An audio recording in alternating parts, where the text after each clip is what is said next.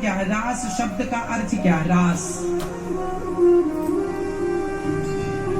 रसो वैसा, रस किसका नाम है? रस किसे कहते हैं?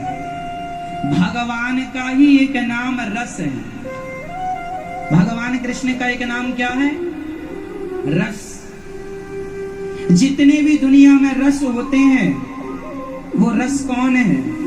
स्वयं भगवान ही रस है। सभी रसों के समूह का नाम रास है। सभी रसों को मिलाने से क्या होता है? रास। तो गोपियों को भगवान ने बुलाया जब रास रचाने के लिए, तो रास का अर्थ केवल नाचना गाना नहीं है। अच्छा, आप लोगों से हम कहते हैं भगवान ने रास रचाया, तो आप लोग रास का अर्थ गलत मान लेते हैं।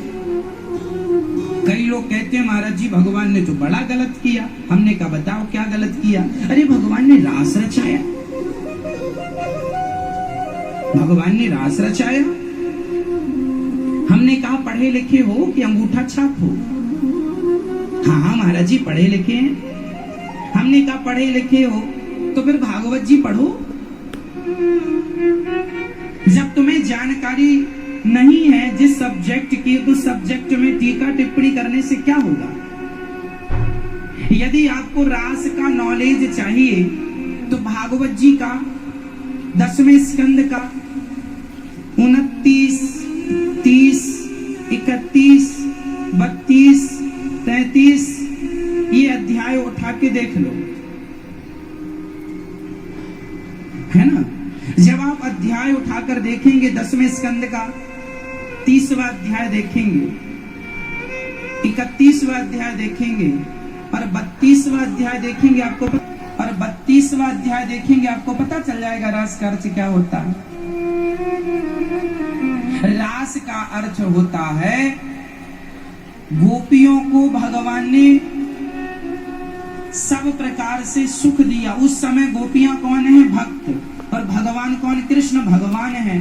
तो भक्त और भगवान के मिलन का नाम रास है। जैसे यहाँ आप और हम बैठे हैं तो कोई बोलेगा यहाँ क्या चल रहा है, तो कौन क्या कहेगा? क्या चल रहा? बताओ ये क्या चल रहा है? बताओ ये क्या चल रहा? बाहर से देखने वाला कहेगा भाई वहां तो सत्संग चल रहा है। इस पूरे कार्यक्रम को क्या नाम दिया जाएगा? क्या नाम दिया जाएगा? सत्संग चल रहा है। श्रद्धालु भक्त थे, सत्संग में बहुत भक्त थे। तो भक्त शब्द का अर्थ क्या हुआ? अब यहां क्या ये कहने की जरूरत है कि उन भक्तों में स्त्रियां भी थी, उन भक्तों में पुरुष भी थे? अरे भाई भक्त कह दिया तो भक्त स्त्री पुरुष दोनों को ही संबोधन हो गया, हाँ या ना? कहो जी कि अलग अलग कहना पड़ेगा।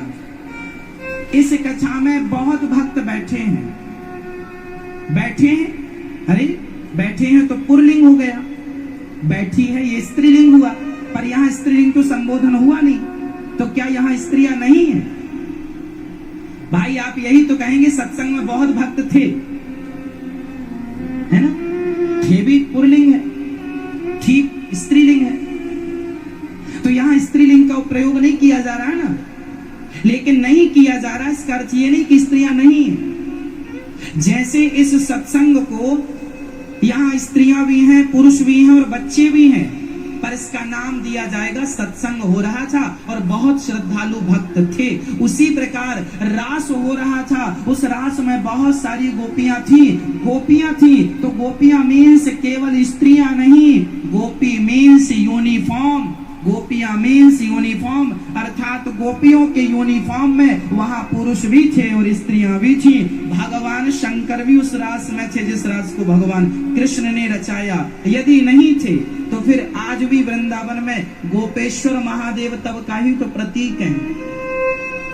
आज भी वृंदावन में भगवान शिव का मंदिर, आप गए कभी? रंगनाथ भगवान के मंदिर के पास ही आपको गोपेश्वर महादेव भगवान शंकर जी का मंदिर है, जहां उनका गोपी रूप में श्रृंगार आज भी होता है। भगवान का किस रूप में श्रृंगार होता है? ये शंकर जी गोपी काहे बने? पहन के जूड़ा लगा के बिंदिया, पहन के साड़ी, चाल चले मत वाली। ये कौन है? शंकर जी मांग भर के चूड़ी पहन के, बिंदिया लगा के, झुमके पहन के इस रास में आए हैं। यहाँ पुरुष भी थे, लेकिन वह सब गोपी के रूप में थे। किस रूप में थे? आज तुम्हें अपना पैंट शर्ट उतारना पड़ेगा और जरा साड़ी पहननी पड़ेगी। यदि इस रास में आना चाहते हो तो साड़ी पहन के आना। तो भगवान ने रास रचाए किनके संग? किनके संग रास रचाए? गोपियों के संग। गोपी मतलब केवल स्त्री नहीं, गोपी मतलब स्त्री और पुरुष दोनों। रास रचाना अर्थात भक्त को आह्लादित, आनंदित करना है ना, आनंदित करना, भक्त की इच्छाओं का ख्याल रखना और भक्त की इच्छाओं की पूर्ति करना, यही रास है। रास में कितना आनंद था, उस आनंद की कोई कल्पना नहीं कर सकता। जीवात्मा और परमात्मा के मिलन का नाम रास है।